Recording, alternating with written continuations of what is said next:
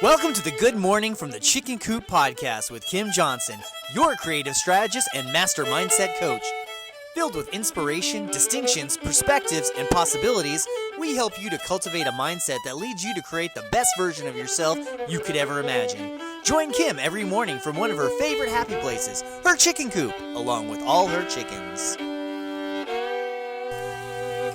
Hey everybody, good morning from the chicken coop. So today I want to do a little exercise with you, and it involves you grabbing maybe a pen and paper. Even if you're driving and you're doing this, like do the exercise part after, but you can think about it while you're driving. But it's going to give you some clarity on some things in your life. So let's start off with, you've got a cruise ship. You're going to go on this amazing cruise ship. It's going to be the best cruise of your entire life. You're going to have the most fun you've ever had. It's going to be the kind of fun you like to have, whatever that might be. It's going to have all the food, the parties, the rest, whatever your version of fun is, that's what this boat is going to provide. And you get to bring 10 people with you. Now you might be saying, there aren't 10 people that I would want to bring, and I'd already be laughing because I'd be saying the same thing.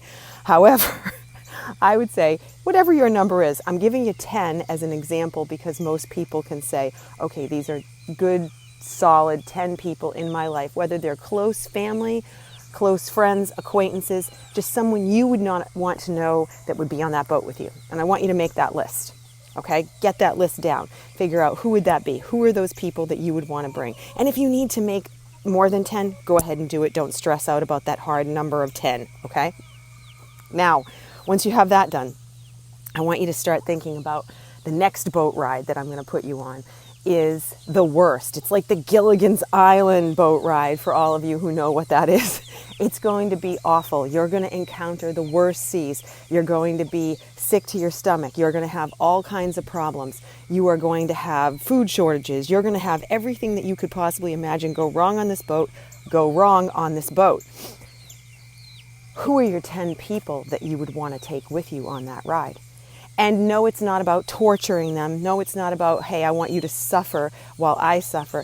This is about thinking of it in terms of who would you want to be spending your time with if you were stuck on this boat, or if you're truly like the Gilligan's Island ride, stuck on an island where you can't get off.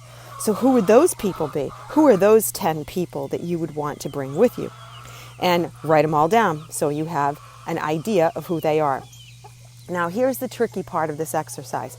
When you have both of those done, the job is to sit and cross-reference who is on both lists.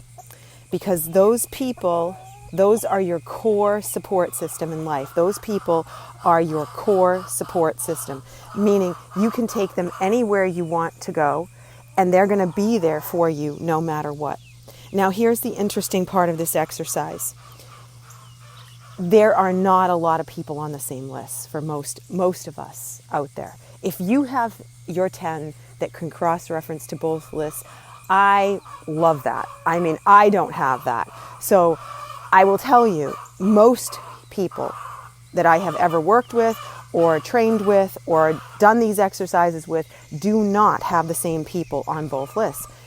And we often ask ourselves, well, why is that? Why is it that we don't have those people on, both of our lists? Because we want to have people on both of our lists. But the reality is that every person has a role in our lives. Everybody who comes in, just like we have roles in other people's lives. And we might be the person that they go to in crisis, but we would not be the person that they would want to take on their fun ship. And that was my mother. Honestly, I love my mother so much.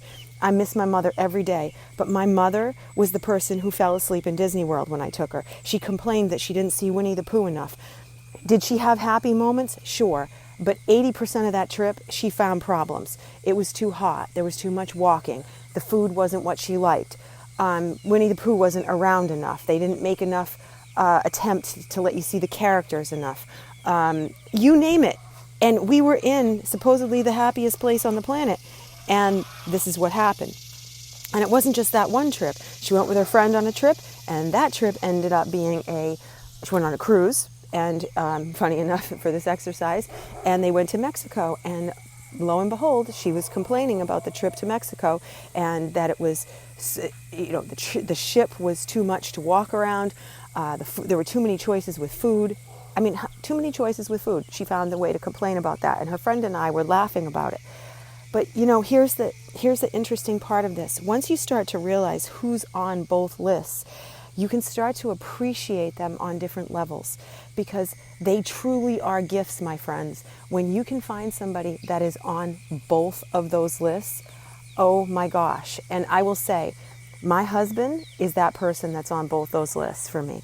Without question. I have been in dire straits of situations with him when, we got into trouble kayaking in a fast-moving blackwater swamp, and I've never seen a human being as calm and as directive and as cool as the whole thing could have been. In the water, moving, trying to save our son, holding him up and hanging onto a kayak, and still not yelling, no screaming, calm as can be, directing me what to do. And he's also the coolest person to go on vacation with, because wherever we go, we always have fun. Walking Amsterdam and realizing that we had been out walking for 14 hours and we didn't realize it because of the lighting and how the light wasn't going down, and we laughed and had such a great time about it. I'm like, why are we so tired? Well, because we had so much fun and didn't even realize the time.